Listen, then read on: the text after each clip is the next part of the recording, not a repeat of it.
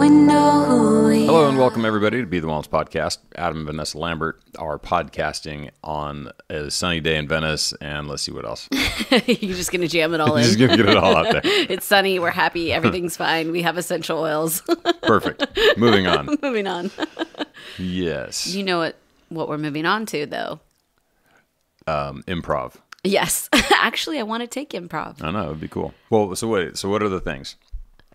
You have to do, remember we were just talking about this with Ben. What? There's like 5 key things or something like that to a good improv. Like the first person has to establish like who, where, what the hell is going on, right? And then it's like, and then everything beyond that is yes and, right? Yes, and you just kind of keep right. building, right? Yeah. Well, if only Ben was with us this week, he could just clear this right up. Clear us all up for us, but something like that. But I think we should take improv. Yeah. Anyone out there taking improv? Yes. Somebody out there has. Yes, we've heard. from the collective consciousness of improvers. Improvisationalists. Yes, exactly. Although, well, I don't know. Everybody's got their own like ideas about success, but like one of the funniest and like most talented improv people I've ever seen is it Wayne Brady?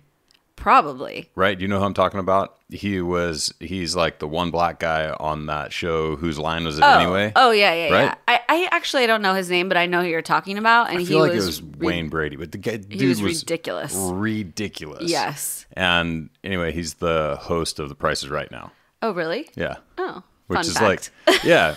Does he improv on there? No. And so it's like, if you had no idea where he came from or whatever, you're like, oh, this guy's a great host on The Price is Right. But then when like you've seen him in that show, just like blowing your mind with his capabilities. Your mind. Yeah. Yeah. It seems like wasted talent, and he's like, so are you going to take the check for $7 or see what's behind door number 2? Right. Sally from Cincinnati. It seems like they would have tried to work that into the act with him. They would have been like, let's make this The Price is Right improv version. Right. Because it's such a talent that he's you hate to hide it. Yeah. It's like all 3 of those dudes, like the main 3 guys. So it was Jim Carrey, or no, not Jim Carrey. It's Drew Carey. Yeah. So Drew Carey was the host, and then there was like the super tall, skinny white dude, the shorter white dude with glasses, and then the one black guy. Yeah. Which I'm almost positive his name's Wayne Brady or something like that. Could be, yeah. Anyway, those guys were amazing. Amazing. They were truly hilarious to watch. Yeah. Like when they nailed it, it was like the funniest stuff you've ever seen in your life. Seriously, like remember the green screen ones where they would just like they'd be just running. Yeah. And like they'd have to react to the crowd. They had no idea what was on the green screen behind them, Exactly. Jesus, that's good TV. It's so good. Yeah. I went to an improv place in Chicago once when I was there, and it was pretty impressive to see it live. Yeah. It's pretty cool. So I think we should do it. We live here in LA. Like it seems like just a cool thing to try. And we took a commercial acting class once, and it's like you just get so much out of these things. I think that this is the thing about Adam and I is that we're constantly seeking out new experiences and new ways of like developing ourselves. And, you kind of get caught in a loop with what that looks like in terms of the options. So you're like, okay, do I stay in a self-help loop for the rest of my life, or do I focus on just my diet and food? And like, this is what truly expanding yourself looks like trying things like improv or trying things like pole vaulting. Pole vaulting or whatever the one is where you pole vault across a river. Whatever that is, where you pole vault, and in the middle of the pole vault you climb the pole so that at the other side of it you can jump off of it as far as you can into the sand. I have no idea what that's called, but that stuff is crazy. No, it's not. So it's the one, so the pole is standing upright in the middle of the river. Of the river. And you run and jump off of a ramp. Yes. Grab the pole. And as you start tipping towards the other bank, you scamper as high up the pole as possible such that you can fling. Yes. And it's no joke. Like this is just like 30 feet in the air or something when those guys come off of that pole. Well, the sand on the other side is super deep to like catch you so that obviously you don't injure yourself. But it's pretty crazy. I don't know what that's called, but yes, you could take that up. Right. Or improv or what else? Whatever. But I mean, I guess in any place that you live, there's probably things like this that exist that you just kind of write off. You're like, oh, that's not in my wheelhouse. And everyone kind of gravitates towards improving themselves on the things that they're kind of already good at. Yeah. You know what I mean? Well, or they don't, or maybe you don't even recognize that, like, what you could get out of something like that. You know, and I think that was kind of the deal. Like the commercial acting class, did I say that right? Yeah. That's weird. In my head, there was like L's and C's transposed. You were speaking Spanish? I was collecting. I was something. But I didn't really know, you know, I was like, I don't really, what do you even do as a commercial actor? Like, this isn't something that I've ever thought about, like, doing as a job. Why am I taking this class? And then you realize you're like, oh, well, because there's a tremendous amount to be learned about yourself and how you know, how coachable you are, how, like, what makes you nervous, what doesn't make you nervous, like how to prepare for things that, you know, I mean, there's just so much that like we got out of that class. Absolutely. You know? Well, and it's like, especially in this day of this day and age of self-help, that we're all looking for ways that we can figure out how to be calm or not overreact to things. Or, you know, you want to meditate because you want to be able to control your emotional reaction or whatever it is, all of these things. Like, there's so many different ways to get to those things than maybe would be obvious. And there's so many great lessons that can come out of any modality or any class or anything that you take. So I think, like, this is why we're always encouraging people to stay curious about things. Yeah, for sure. Well, and then the other piece of it, too, is that, like, so let's say that you have, so we'll just keep going down, like, the improv or acting thing. So let's just say you have like just abject fear of speaking in front of people. Right. Like it's something that you've just never been able to get around. Right. So, and, you know, and probably that shows up in other areas of your life too. Like, you know, but just like, you know, whatever, like you're always nervous to talk to the person on the bus or, you know, I mean, there's like, there's probably a lot of places that kind of thing shows up. And so you recognize that and you go about some level of mindfulness practice to help remedy that problem. Well, at some point, you have to like know whether or not you've gotten better at it. You know what I mean? And so, and we see this in so many different ways that it's like so you had this thing that you recognized was a problem, and now you found a tool that you think is going to help, and you start utilizing that tool, and maybe you never move beyond utilizing the tool, you know, and it's something like we talk about this with the health related stuff all the time. Like at some point you just have to heal. Yes. Like you have to be like, put a stake in it and call it, you know what I mean? Now you can move on to something else in your life. And so like, if you think about meditation or some sort of mindfulness practice or something that's going to help you gain the wherewithal to sort of stop these visceral reactions to, you know, the fear of being in front of people, and like you can create some space around that, then you have to actually go practice it. You have to go, you should go do it. Because now, look, you've just used meditation to learn this skill. Now go put the skill into practice somewhere, you know? Right. And just kind of to add on to that, like there are actual skills to be learned around the things you want to do. So like using the public speaking analogy. Right. Like you can actually go take classes on how to be better at that. Yeah. You know, you can get guidance, you can get assistance. So I think it's like, rather than living your life avoiding at all costs these corners of yourself that you would, you know, hate to have to encounter or hate to have to look in the face, why not find things that can help you just become comfortable so that no matter where you are in the world, you feel complete and whole and ready to engage in the world around you without fear and worry. Yeah, because it's just such a stifling thing, this.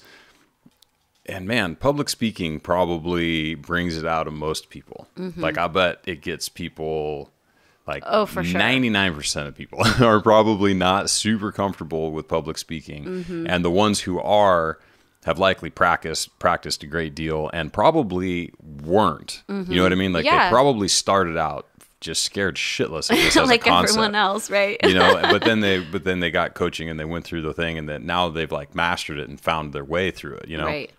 I think there's very few people who probably are eloquent public speakers who were just born that way. Right.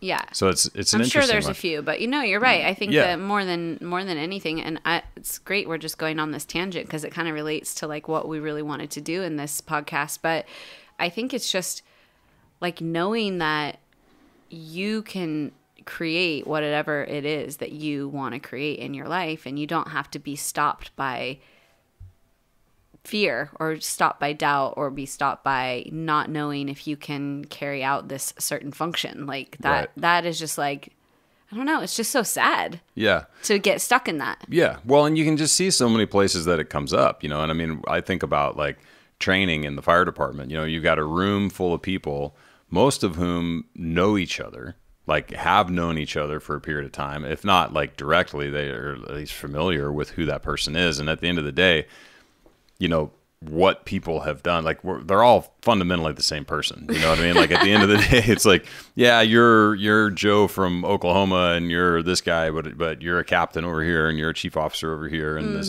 so there's so much familiarity around it. Yet I've seen it happen time and time again. You're in a class or like as a student and both as an instructor, when you have people go around the room and introduce themselves. And these guys are probably, most of them are type A, 100% on the bubble, high functioning commanders. Yet they shit themselves when they have to stand up and introduce themselves to a group of people who are fundamentally the same as them. Right. Like totally. And it's not even it's not even a situation where anybody's going to provide feedback. Yeah. It's literally just, hi, I'm so-and-so, I'm from here and I've been doing this for however long. And it's been that way forever. I mean, there's so many people who just get nervous doing that. And like even myself, like I'll be sitting there in the class waiting, for everybody to go around and introduce themselves. And here I am at the back of the class for whatever reason. And it's like, I spend the entire time waiting and here it comes and I'm getting nervous and like not even paying attention to what anybody's saying because I'm in my head about it. Right. And then you're like, what are you doing? Like, what is this even about? I totally get that. Yeah. I hate going last. It's just the worst is being stuck in the back waiting for everybody to go before you. But, I think I'm trying to think of like the thoughts that go through your head when you're having that moment. Like, what is it that you're worried about? Because I think when I really think about it, I'm usually worried about what I'm going to say and if it's like going to come out clearly or articulately or if it's like going to, if I'm going to fumble my words.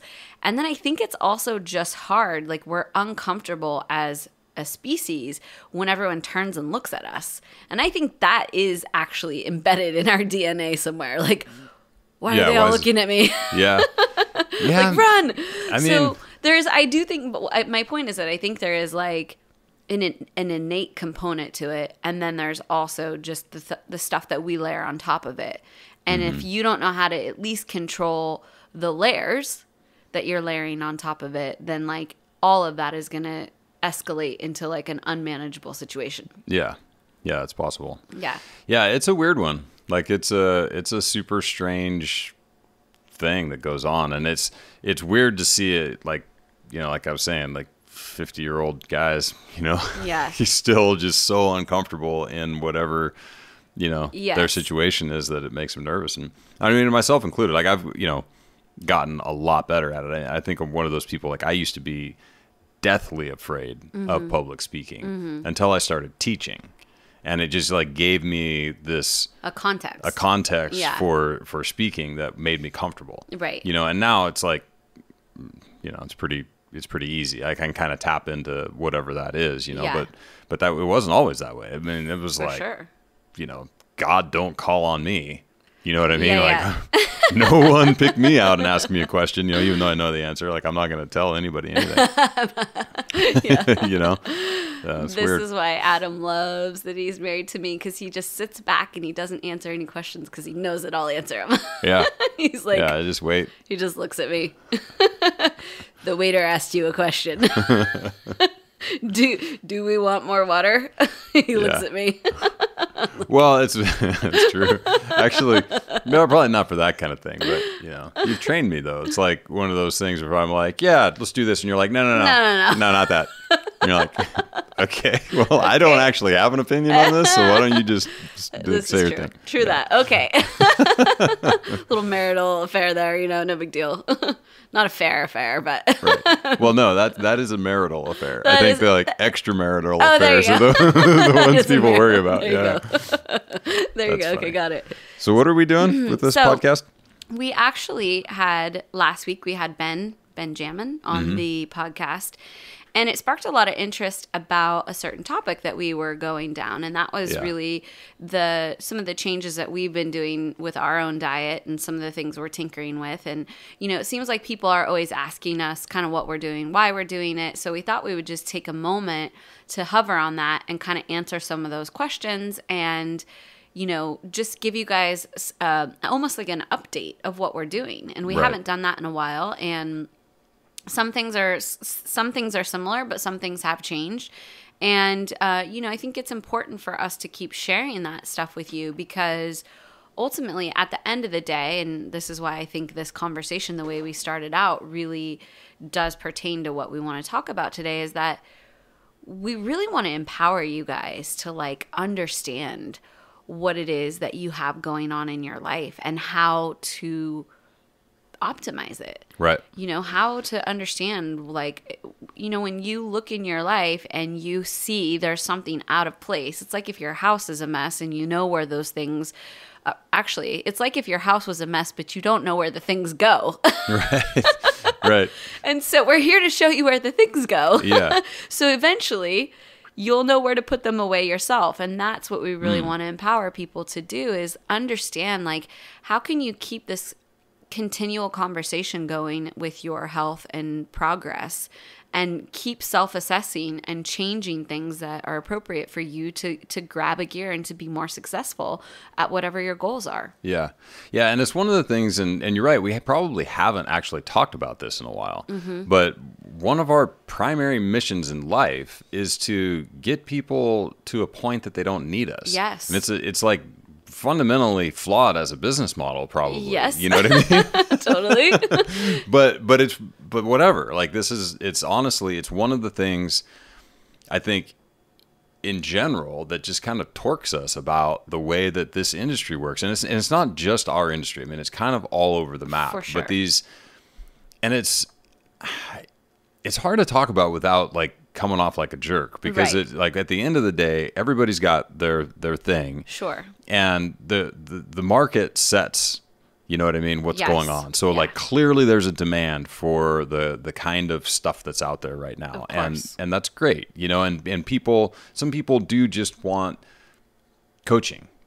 Consistently and forever. Just tell me what to do. Just tell me what to do forever. And there's certainly nothing wrong with that. Right. But what we're most interested in is getting people squared away to the point that now they can move on to some other aspect of their life, and this is it's such a big thing for us because we have this, there's so much we want to do. Yes. And if we're always constantly saddled by these regimens that we have to follow in order to continue down some path, because we haven't put the time into understanding our bodies and understanding how it is that we can fine tune and tweak and do whatever we're doing to reach the goal that we're trying to reach, then you're beholden to somebody else making those decisions for you. Absolutely. And you then can't necessarily move on to some other aspect of your life. Right. Because, we talk about this a lot, and that is that people need coaching. Yes. And so there's only so much from a time and energy and resources perspective for most people that they can take on in a month for coaching. Sure. You're like, okay, well, I got my nutrition coach at 1, and I've got my health coach at 3, and then I've got my golfing coach, and then there's this. Right. Not everybody's got the luxury of doing that. So you kind of have to parse things out, right? For You're sure. like, I want to get this squared away so that then I can go do this, and so that then I can go do this.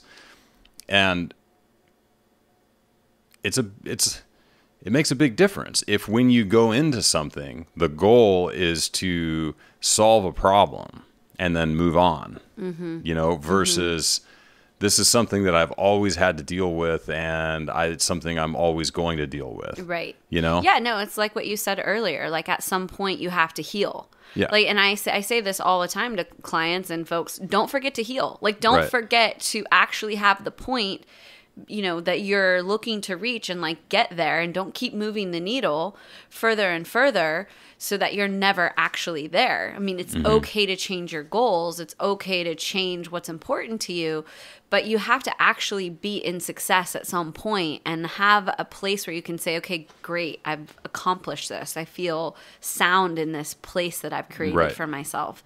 And I think for Adam and I, you know, you said it's a bad business model for us, but authentically, the business model for us is that, like, if you can't live a badass life, whatever that looks like, if you aren't living your most optimum badass freaking life, then we have programs to help you sort through why that is. But the point is to get to the badass life. Right. It's not to stay in the programs. Right. And it's okay to do those programs as long as they work for you and are supporting you, and, you know, or you're just enjoying them and they're just part of your life. But you have to remember to, like, get to what is the point you're doing all of this stuff for? Where's that at? And how are we going to get there? And that's where, for us, you know, it's why the retreats and taking people on adventures is such an important part of our mindset and the way that we are about coaching, because we're like, no, your goal is not to keep figuring out your macros for the rest of your life. Your goal is to be like, you know, I just kind of do my thing and I'm cool and I've got this dialed and I know my body. When I travel, I'm more flexible. I eat this way. Maybe I even eat some gluten, maybe whatever. You're not stuck in the jail of this life of, like, figuring out your health and well-being. Right. You're actually being well and healthy. Yeah. Yeah. And exercising the choices that the life has available to you, you know, or like what's out there for you. Yes. And it's a really, it's honestly, it's weird that it doesn't get talked about more. You know what I mean? Because it seems like to us, it just seems like such an obvious thing, you know, and I know we've talked about this. I don't know, maybe it was on somebody else's podcast, actually. So listen around. But this idea that, you know, people are familiar with this idea of the Beachbody diet. You know what I mean? Oh, well, it's almost summertime, so I got to get my Beachbody thing going on. You know, so it's this thing that they're going to do. There's, you know, they've got a vacation coming up or whatever. And so there's some familiarity around that, and people sort of accept that is a reasonable thing to do. That you're, okay, well, I'm going to lose a bunch of body fat for this particular thing. Most of those things like that don't actually include a lot of, you know, ways of reducing the impact of that cut, right? So, like, are you going to put a bunch of weight back on afterwards? Was it potentially, like, not super healthy on the way down? I mean, especially for women. Did you lose too much weight too fast or too slow and you're wasting your time? I mean, there's kind of a lot of things that go around that during that phase where you're actually, you know, making these changes. But then there's this whole other piece of, like, how the hell do you keep from having to do that every time? Right. You know, how do you get to this point where baseline is so much closer to this beach body that you want to have that at the end of the day, it's a pretty minor, you know, a month or 2 months of, like, minor tweaks that you know exactly how to do for yourself to get back to that space. Right. You know, and so, and it seems like, and this is what I think people think, is that sounds too complicated. All I want is a 2-month guide. I want 30 days to being shredded at the beach. Right. And I think, and this has certainly been my experience, that having the foundation, having the knowledge, having the skill sets to do this stuff for yourself requires less RAM over time if you look at it across the span of a year, as does focusing for 30, 60, or 90 days, whatever the program length is, all hands effort that completely shifts every aspect of your life in order to be successful.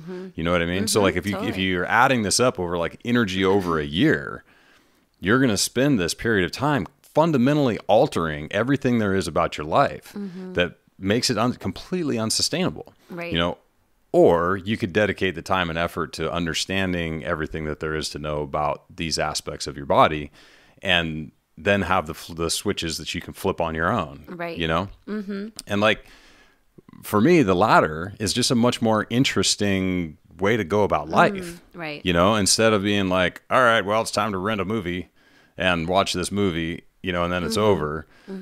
Like, write your own movie. You know what I mean? Like do your little pieces that you can understand that piece. Yeah. No, I think like this is really where we've tried to help people, and again, not belaboring the retreat piece, but like it was our way of giving an endpoint for people, like giving people their own movie. Like, it doesn't even have to be the retreats. It could be whatever you want to do in life. Right. If you want to, it's your beach party you want to look hot for, if it's your whatever, like giving people the opportunity to have something else besides just the struggle of the journey. Right. And, unfortunately, I think for a lot of people with health and diet, especially, we get a little addicted to the struggle of it. Like, we almost want it to be hard in a way. Like, we almost want to keep it in this dynamic where it's a little stressful and there's some struggle around it.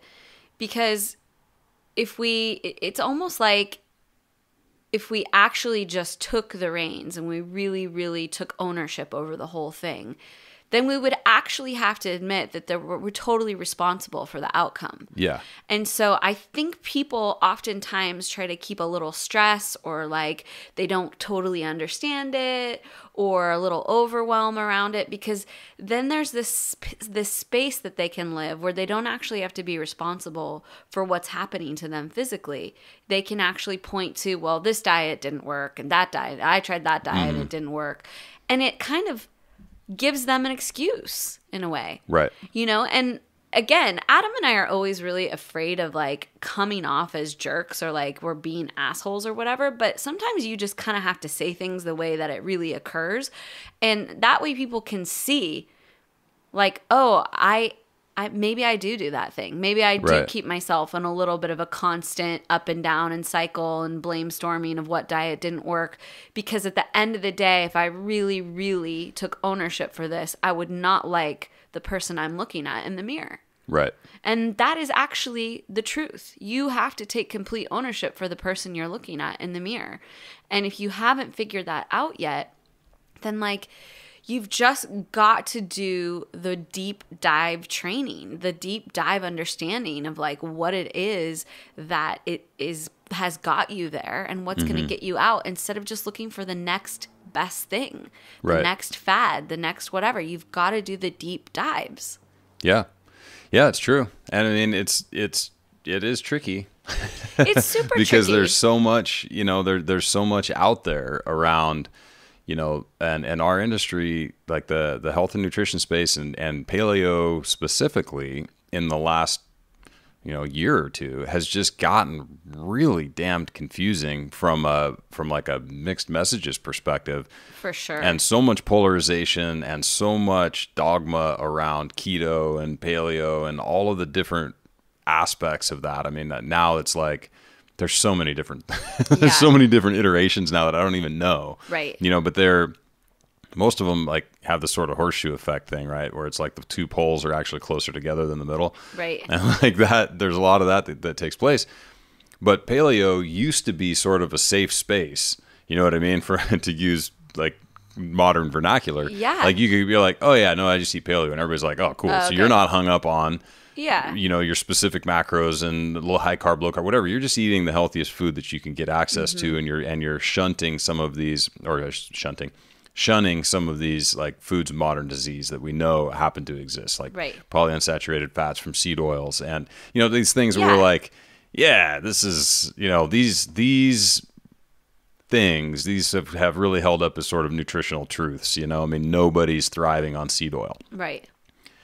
But that's not the case now. Now it's all over the map. And it's like, well, if you're not doing this, then you're basically gonna get Alzheimer's. You know what I mean? And if you're doing this, then this is stupid, and your mTOR is gonna go through the roof, and you're gonna get freaking cancer because you're eating too much protein. And you know what I mean? And there are these like visceral, charged messages that are coming from all over the map to like fundamentally a group of people, meaning like the paleosphere, who are like just trying to do the best thing for them. They're trying to find this thing that's like the best way to do it.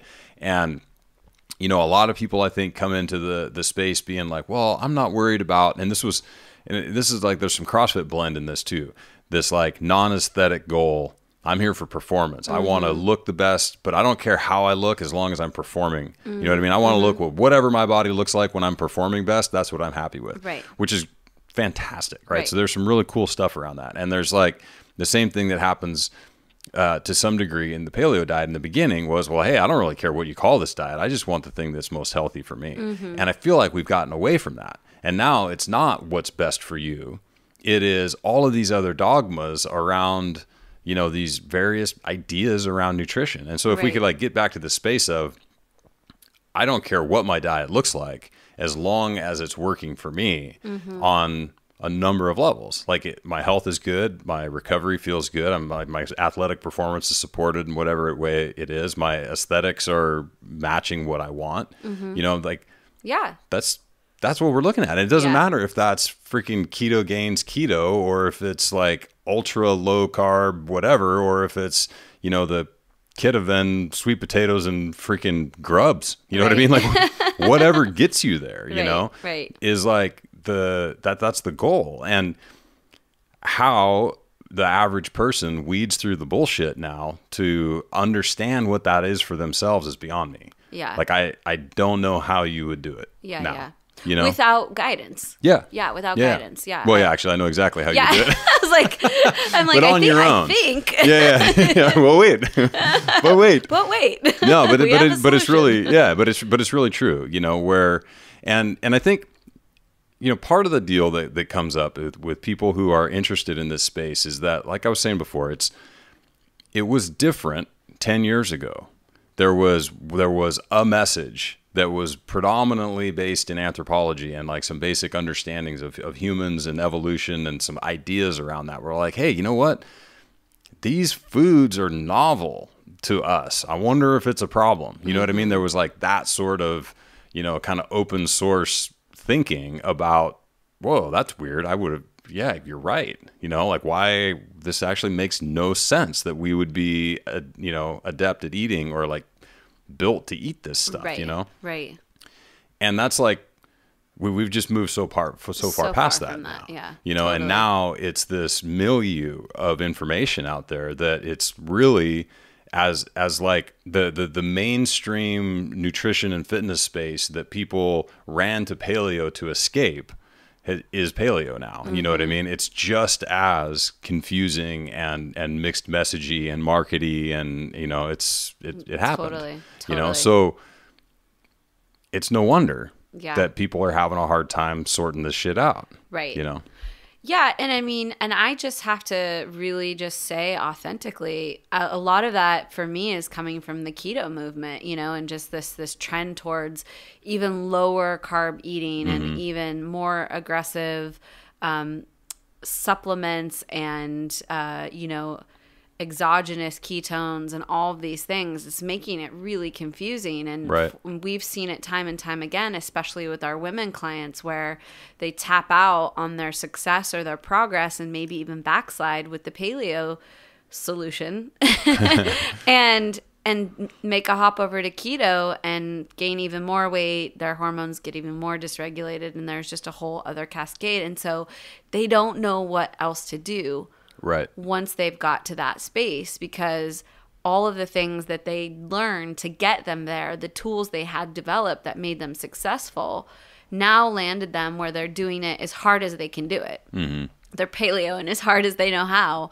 Right. And it's literally not creating the results for them that they want. And, I kind of discovered this a few years ago. Before keto even really came on the set, I think it was when Bulletproof really came around, and I was doing some of the intermittent fasting and some of those other techniques that, you know, kind of came onto the set when Dave was sort of touting some of the benefits of that. And so was Mark Sisson, of course. And so I think I remember at one point I was just eating bags of nuts. You know, it was like I was just, because I had this insatiable hunger and I had to just like pile fat on everything.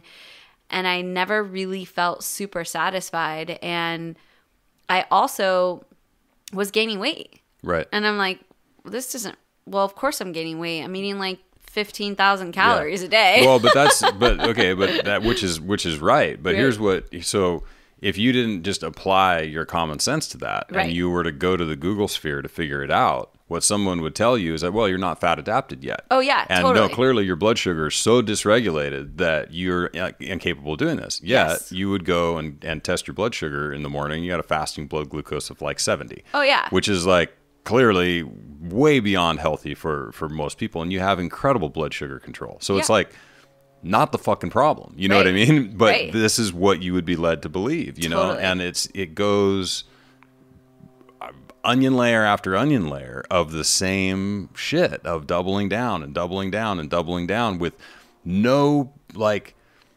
escape hatch. Right. You know, and it's one of the things that's so crazy about this is like we listen to all the people that are talking about this stuff, and there's very few just straight up voices of reason once you get too far down the hole. Mm-hmm. There's like, it's become blasphemy to suggest that, you know, eating some carbohydrate, it may be beneficial to blood sugar regulation. Oh, totally. You know what I mean? Oh, totally. In some worlds. Yeah. And it's like, shit, man, it's hard. It's like, like I'm saying, I don't know how the hell people are sorting this stuff out now for themselves, you know? Oh, yeah. It's like we joined a gang. And like, you're not allowed to, like, you got jumped into the like fat adapted gang and you're not allowed to eat carbs anymore. Like, we'll kill you. Right. You're like, well, okay, but I'm actually getting fatter and I can't just eat 4 avocados on my dinner without like, it's not working. That's what it feels like to me. And people are so bought in and so committed to that being the only route. They've got to figure it out in that route in order for it to be successful for them. And, you know, I think this is what really irritates the crap out of Adam and I, is like, we're just like, we found that it's almost like we can't have the conversation anymore. People are so dogmatic and so bought into this, and it is blasphemous to like consider some other type of eating regimen. And it's just like, dude, how did we get so far away? How did this happen? Yeah. So now it's like politics, religion, and the ketogenic diet are things you can't bring up at Christmas or whatever, you know? Totally. But so it's pretty easy for us to keto bash because we're like, we're both just like serious about it because we've seen it misinterpreted so many times. You know? We've dealt with the aftermath of it exactly. Constantly, yeah. We're like the recovering people coming to us totally messed up, and you're like,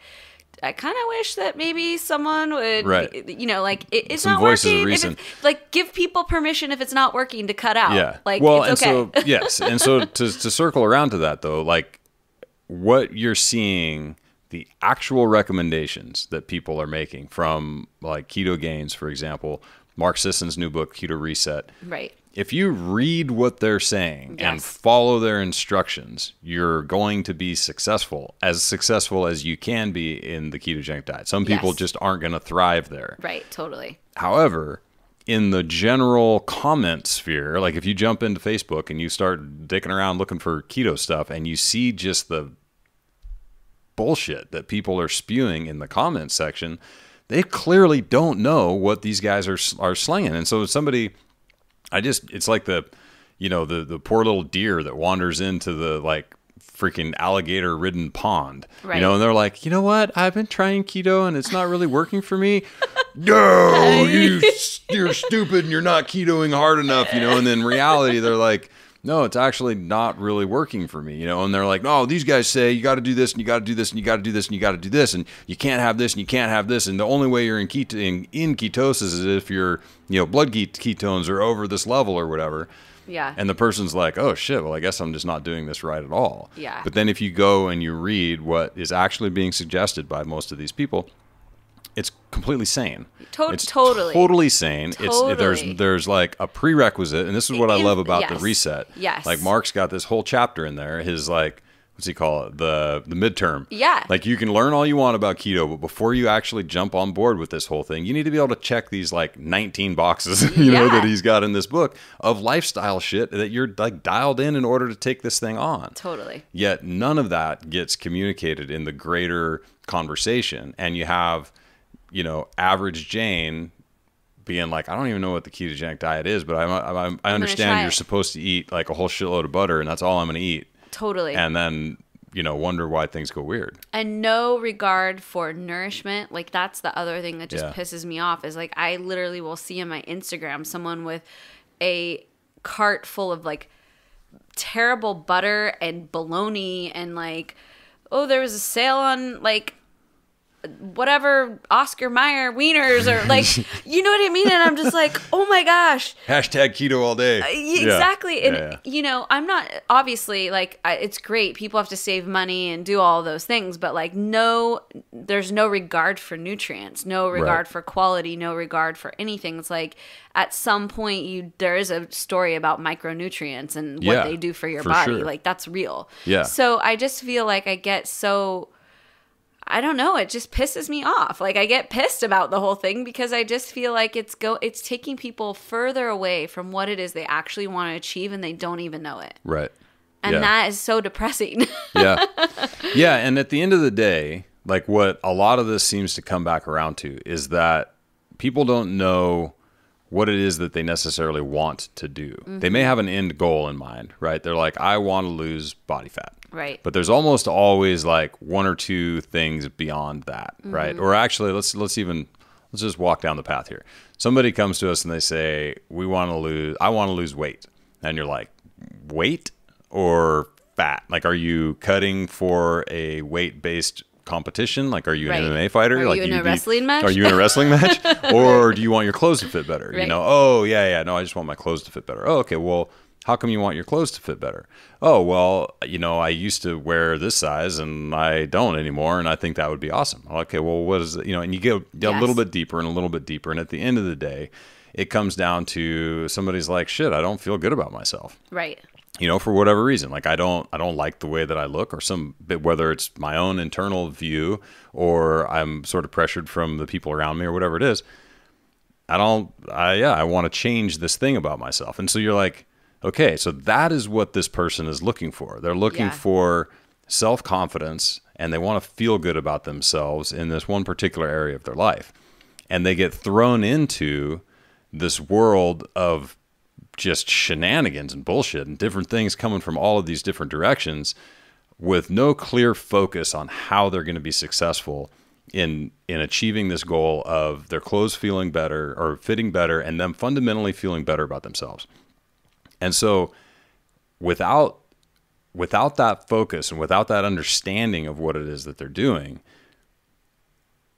they're just apt to get stuck in like a defeat loop. Mm-hmm. You know what I mean? Mm-hmm. Where because you come into this, you're lacking the confidence in this anyway. You know, and this is especially something we see with women, like another, not to go too far down the side trail here, but it's like, why don't women go to the gym? Because they don't know what they're doing. They don't want to look like idiots. Mm-hmm. The same thing happens in the nutrition space. Once you start dicking around online and you get into these forums where these things are going on, people get waylaid for asking simple questions in what should be a helpful community. Right. Like the point is that we're here to uplift each other and help each other understand this. Yes. Not snarky troll each other and make people feel stupid because they don't understand why you might need a supplement with sodium if you're on a ketogenic diet. Well, wait, isn't salt raise your blood pressure? Mm-hmm. No, idiot. Yeah. You have to have salt on it. You know what I mean? Right. So like you have this situation where now people are like feeling worse about themselves. And so then they dabble. Mm-hmm. They stick a toe in the water with keto and they never really want to fully commit because they don't understand enough about it or they haven't sought out some appropriate help around this.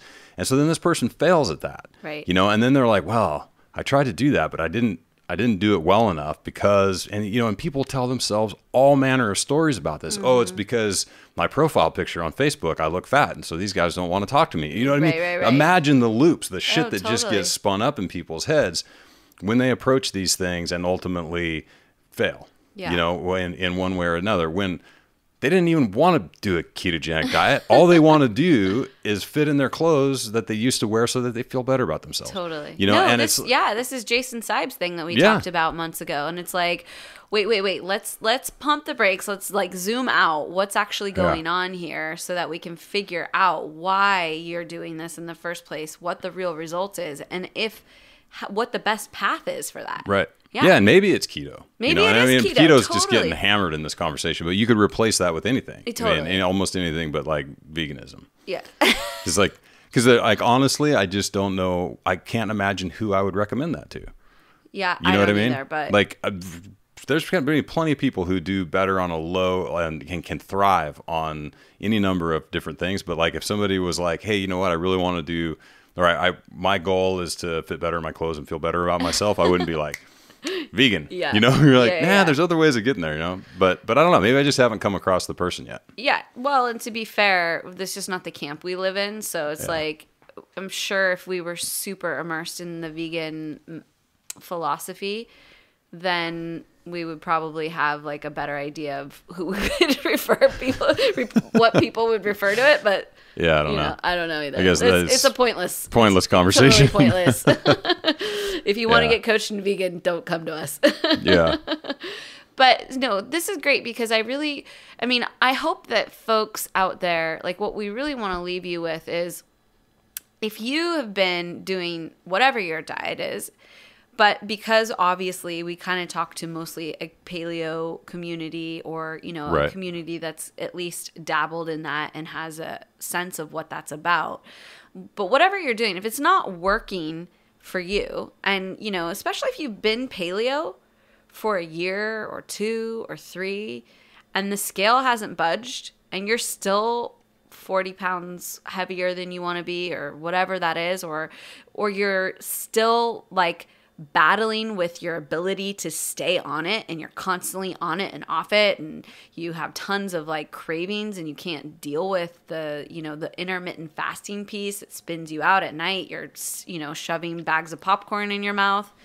Like, these are things to look for. These are red flags to say, like, this is not optimized for you. Like, the way in which you are doing it, at least, is not optimized for you. And if you've tried to dabble in the keto and you've tried to push it even further and that hasn't worked, like, it's time to just rein this whole thing in. It's time to, like, get back to almost like a starting point to figure out what it is that's important and right for your body. And I think that that's really what Adam and I are trying to impart to people is like, if it's not working, stop doing it and start from a new learning space. Yeah. And stop trying to, like, you know, dam up the holes in your game with all 10 fingers. Right. Yeah. You just keep plugging the holes. Yeah. Well, I'm glad you brought up like the learning piece because I think like I think it's one of the things that made the paleo diet as sort of successful as it was in the beginning is that there's like a story behind it. I know I've talked about this before, but there's a story to the educational component, and that story is our evolution as a species. And so it's interesting to people, you know what I mean? Yeah. Versus, all right, let's talk about the Krebs cycle. You know what I mean? Where you're like, people are like, I don't care. And you're like, well, no. So the law of thermodynamics applies, except only after this and this. And people are like, well, you lost me. Yeah, totally. I lost you, and like you even care about this. I'm like sitting here. Yeah. So it's like, so this is one of the problems is that like there's a level of understanding that has to exist now. Yeah. And so what the first level of understanding that we want people to have is the paleo diet concept from like a food quality and nutrient density perspective. And that's what we hammer on in Unveil Your Wellness and all of our stuff. That works for a lot of people. Like that's enough. Yeah. But if it's not, now you have to broaden your level of understanding about the next layer, which is often a calorie perspective. It's like at the end of the day, it's going to come down to energy density, and that's just it. You know, I mean, granted, we're talking about fat loss, but I think that resonates with most people. A lot of people, You know, I mean, I'm worried about fat loss. Like it's something that I'm interested in knowing how to do for myself, right? Sure. So once we've reached this point of understanding about the paleo diet, you don't need to study 15 other, indigenous populations to understand more about their paleo diet. Right. What you need to do is sort out what's going on with you. Yes. Through this lens of the paleo diet and understanding what foods are probably healthful for us and which ones have the highest nutrient density and which ones are, at this level, we've got, the opportunity to talk about the ones that are the most sustainable and probably the best for the planet and the animals, right? So there's a lot of things that can go into that. Right.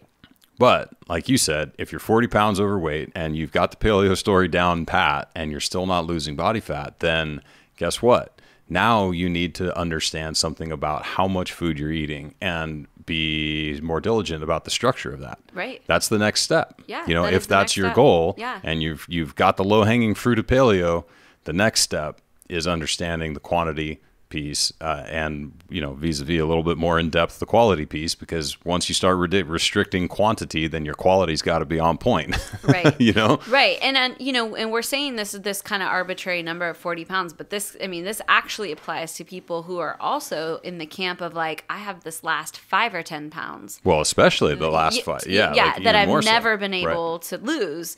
Then like, this is where this deep dive learning can really make a difference for you. Yeah, it's really true, and I think we've probably belabored. What's the word? Belabored, yeah, belabored. What's belabored? I have no idea. I think it's a Coppola word. That's possible. Belabored the point. Belabored the point. Yes, it's been labored. It's been labored on. We've been labored on this point, beating a dead horse and whatnot. Yes. But the idea here is that there's aspects of your life that you're going to need to master. And to circle back to what Vanessa was saying about fundamentally having the skill set required to live this badass life. Right. Whatever that means for you. Right.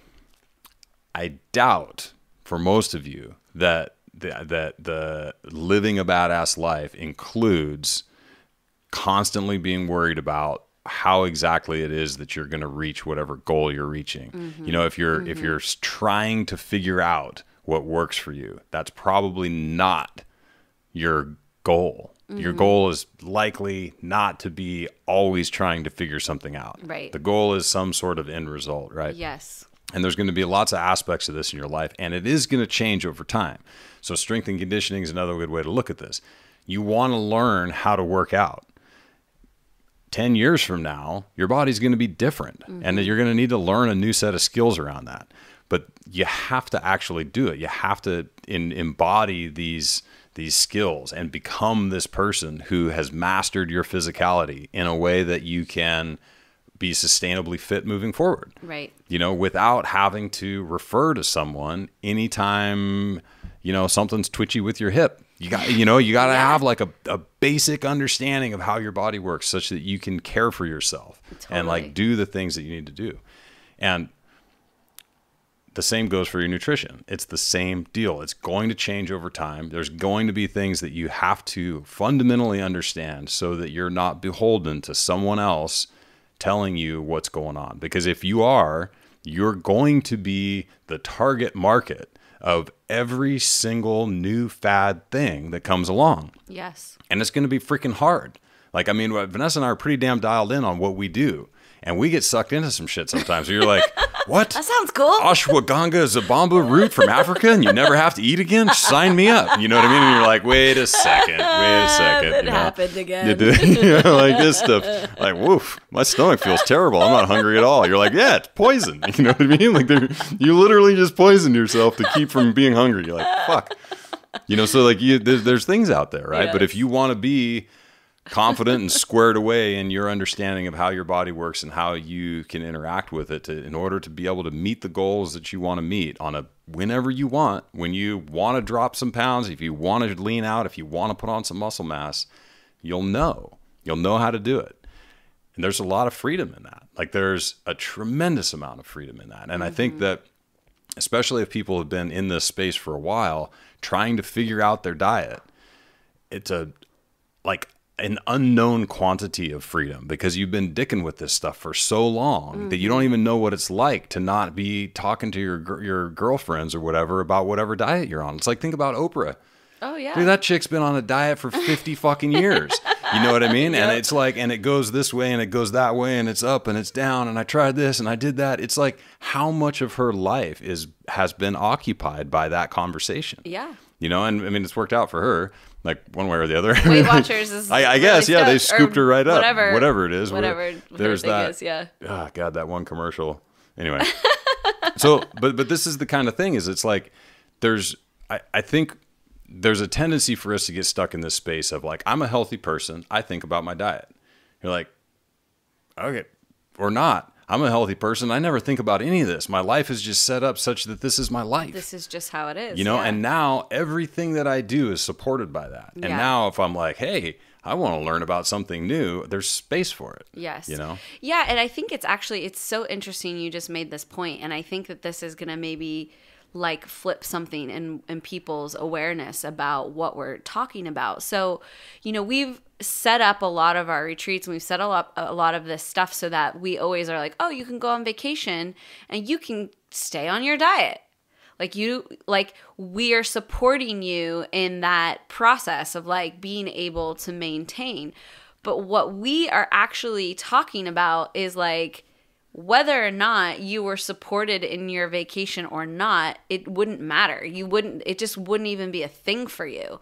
Like you wouldn't even be worried about that because you either would be or wouldn't be. And you know that you would just buffer however it came about and you'd have a great time and it would all work out and it's not that big of a deal. And right. I think that like we, especially in the paleo world, and obviously we've really catered to this because we like to eat paleo food. So like if we can set that up for ourselves and our clients, why wouldn't we do that? But when Adam and I are on vacation separately, we don't maybe we eat paleo, but it's not like a big deal. We don't worry about it. It just is like it's a non-issue.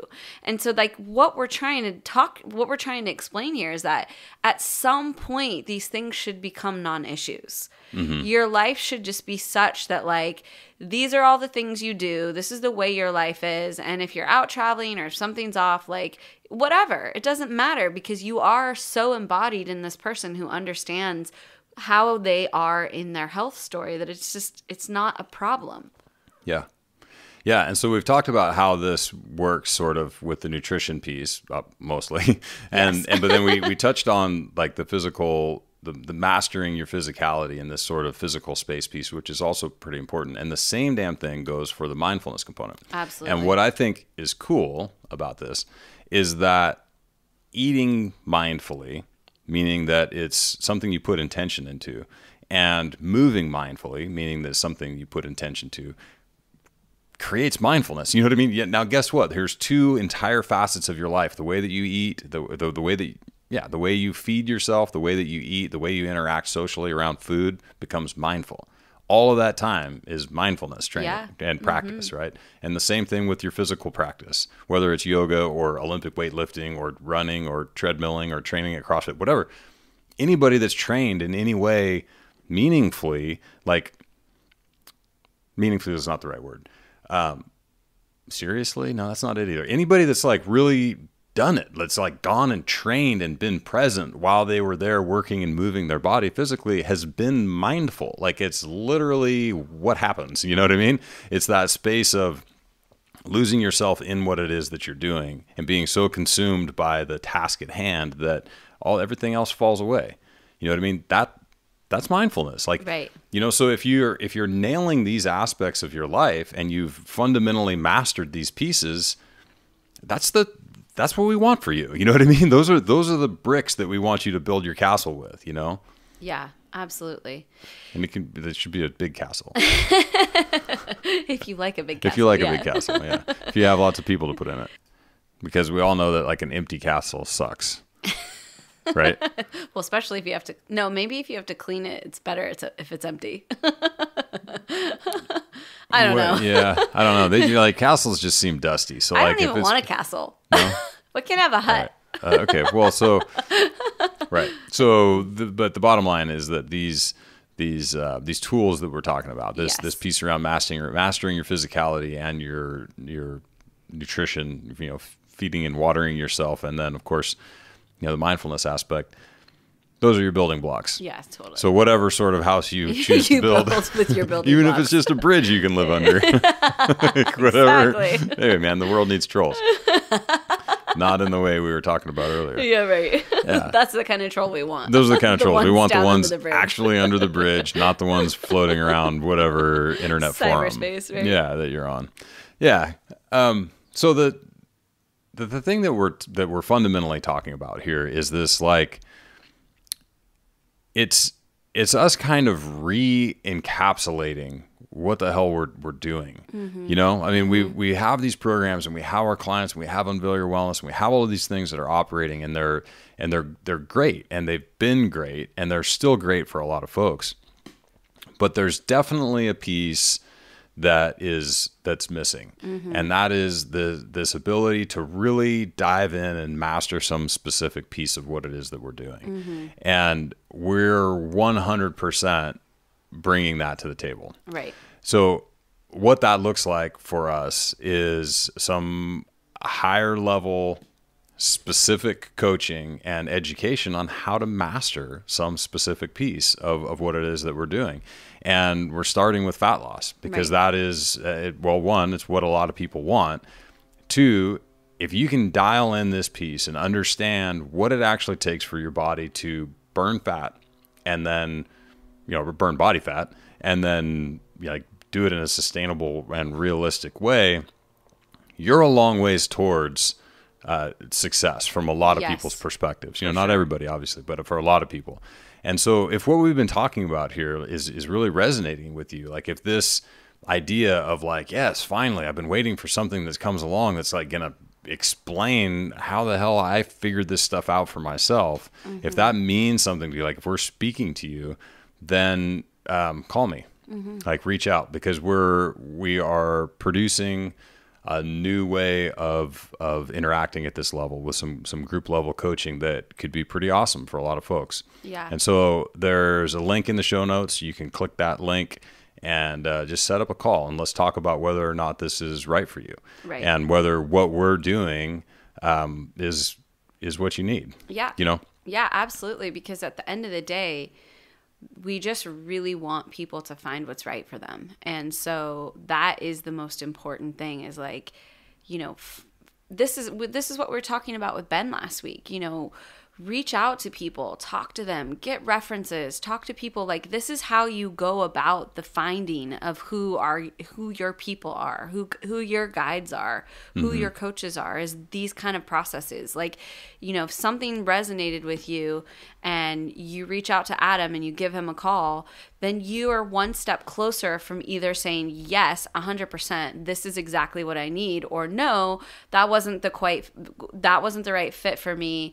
I think I need to look, somewhere else. But these are the types of steps it takes to do this kind of thing, which is suss out for yourself what it is that you need to create your perfect solution. So I really recommend for anyone that is heard a part of this or this entire thing has been like, great, this is awesome, but now what? Right. You just told me I have to like do all this stuff and figure it out. Yeah, I'm pissed too. Like, what do we do? This is what you do. Like, you call Adam and you have a conversation and you see if the solution that he is creating for this type of scenario is right for you. Yeah. Yep. Yeah. That's pretty much it. Yep. That's all it takes. And we're keeping it simple, because that's the thing. Like this stuff really, it doesn't have to be as complicated. Like, you literally can just spend 5 minutes on the phone with Adam, have a quick conversation, and know like some next steps. Like, is this the right step to take, or is it not? And I think that this is the other thing is, we're all in this business world. We're all trying to create, our offerings and our this and our that. But oftentimes, you get lost down a funnel of someone's 3-part email series, and you never really you don't have a chance to actually know, like, is this right for me? I can't tell. Right. I'm reading this information and it seems smart. Yeah. Yeah. But, like, let's keep it simple. Just hop on the phone Yeah, let's just talk about it. Yeah, let's just talk about it. Like, we're bringing it back to the basics. Bringing it back to the basics. Let's just chat about it. I mean, the reality is, and I think that this should come across, is that this is going to take something. It's going to take something from me. It's going to take something from the potential clients. It's going to take time. It's going to take money. It's going to take a dedication and some energy to actually pull this stuff off. Yes. And, if you have those things to give and are interested in what we're doing, then please, hit me up. Yeah. Click the link, schedule a call. Let's get on the phone and get it figured out, because the reality is exactly like Vanessa said, any waffling back and forth is just more time and energy that you're spending not actually doing what you need to be doing. Living your badass life. Doing your thing, and it's like, and even if you don't, and what I'm not trying to say that if you're not working with me on this, you're not fulfilling your badass life. Totally. What I'm saying is, if you're on the fence and vacillating and ruminating, you're not living your badass life, for lack of a better term, Totally. And that's just it. Yeah, absolutely. And folks out there may be wondering, why is it that Adam has time for phone calls? Isn't it fire season? But yeah, we have not some for big me. news. Yeah. Well, is it big news? Haven't we talked about this? We have not publicly talked about it. We actually did publicly talk about this, but on Renegade Radio. And not on our own podcast. Steph's podcast as well. Yeah, okay, on so everyone else's podcast. Okay, bottom line, I quit my job. Yes. With the fire department.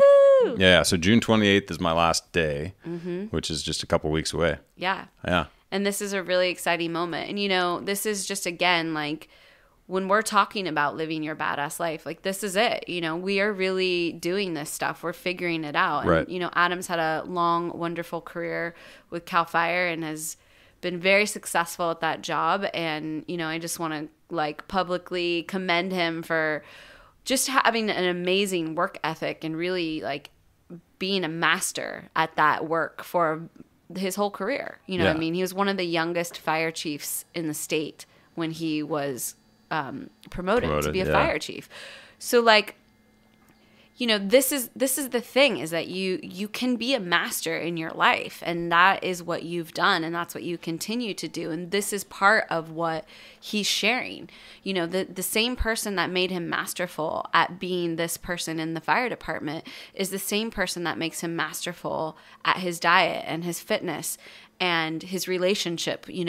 All of these things are learnable skills, and this is the kind of thing that we want to help people figure out so that you can actually, step into the life that is of your own creation, your own choosing.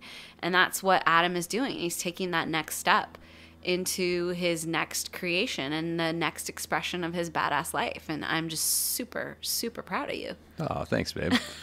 And you're also, like, stoked to have coffee delivery every morning. God, I'm so excited. you know, it's pretty weird. Like, so, I haven't had a summer off in 22 years. Yeah. You know what I mean? Like, literally since there was one summer I graduated from high school. I rodeoed all summer. I mean, I worked, but it was like, you do the things, like summer things, I think people went to the lake. Like, it was a long time ago. Like, I don't even remember. Right. You know what I mean? But, like, what are normal summertime things? Right. And when you say that, it's not like, we're not talking like a summer off, like, oh, teachers get summers off. We're talking like he may not come home for 2 months. From May to November. Yeah. Like, this isn't like, oh, well, yeah, I work during the summer too. It's not that, like, so everyone works during the summer. This is like, goodbye, we'll see you in 6 months. And so to have that time and to have that space is like a whole new life for him, and obviously a whole new life for us. And I'm super excited about the coffee, obviously. But I'm also super excited because it turns out I actually have a live-in personal trainer now. Someone who like actually has time to train me. Which is amazing. So this podcast is just going to be long, but that's all right. It's just going on. It's just what's going on.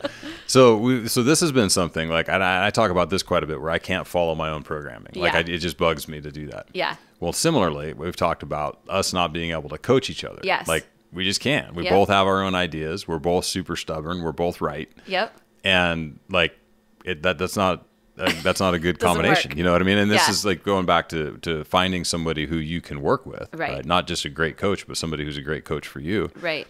This is a perfect example. It's like, we have never been able to do that. Yes. Until recently. Yeah. And I don't know, like Vanessa just decided that one day she was like, all right, I'll just do what you say. And actually, like, she used to pull it together. Yeah. Like she would just tamp down these feelings of like hatred and actually deal. Just below the surface. They were just below the surface. Yeah. Like, frankly, it was pretty obvious that they were there, But now it's like actually seems like enjoyment. Yeah. No, I'm super stoked. I don't know what it is. Like, I have actually been requesting from the universe for like a coach to come to me. I'm like, I would like to be coached again. Because, I was always an athlete. I was never the coach. That was never my goal. And I've talked about this, on lots of podcasts and in our community. It was never my intent to become a coach. It just happened that way. But for years, I was always coached and I loved being coached. And I haven't had a coach in years. I mean, I haven't had a coach since Rob Wolf, really. Right. And, and I miss that. I miss being actually coached. And I don't know why it occurred to me one day, like, I pretty much have the best coach living in my house and I'm being an asshole. And so, I'm just really excited. So it's really cool because I think with that shift, I don't know what it is, just with the shift of Adam making the decision to leave his job, there's always shifts in all areas of your life with any decision you make. And like, it's just somehow I think it just shifted me into like 100% seeing you in that coach's role instead of like split in time. You know what I mean? And not that it matters. It doesn't take away what you know or anything like that. But it was just almost like, okay, he is a coach. Like, this is what he does now all of the time. And I'm like, I'll be your first client. No. Well, not your first client, but. My only in-person client. I'll be your only in-person second client. In-person client. Yes. Yeah, we've been, the burner bro down's been happening for a while now. Yeah, exactly. Yeah.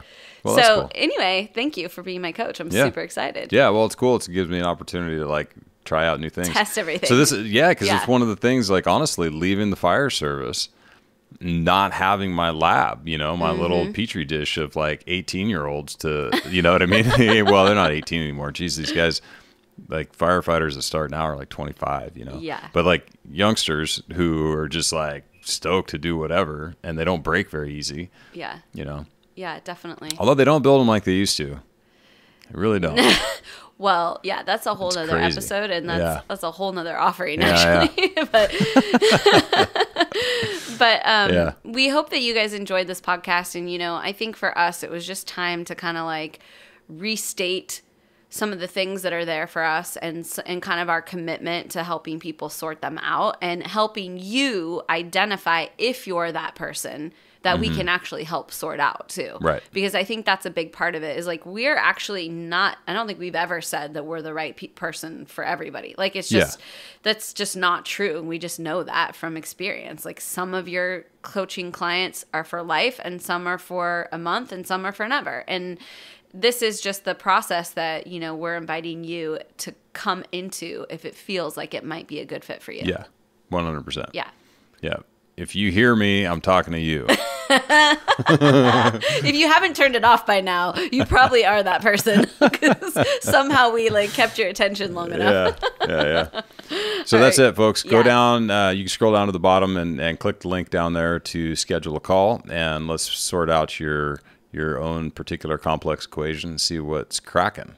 Yes. And if not, if you're driving and you don't want to do that, the whole thing, then and your memory is short enough that you don't go back once you stop driving, then just look for it in your email. We're going to send out an email to the newsletter just kind of saying, hey, this is what's up, and hit us up. Yeah, absolutely. So thanks for listening, and we are super excited about this, actually, and really looking forward to this and B-Fest, which is just around the corner.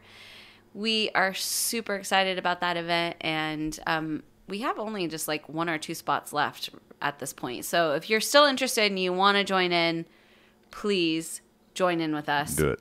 But if not, then watch on Instagram for all the awesomeness that's about to unfold. Yeah, there's going to be a whole thing. Yes. Is there a way, I know we're almost done here. Yes. But is there a way to, because I'm not the Instagrammer of the family, so there's going to be people that are Instagramming that thing. Yeah. Is there a way for people to see all of that? Yes. So the hashtag that we've developed for this event is BFest 2018. That's original. Yeah.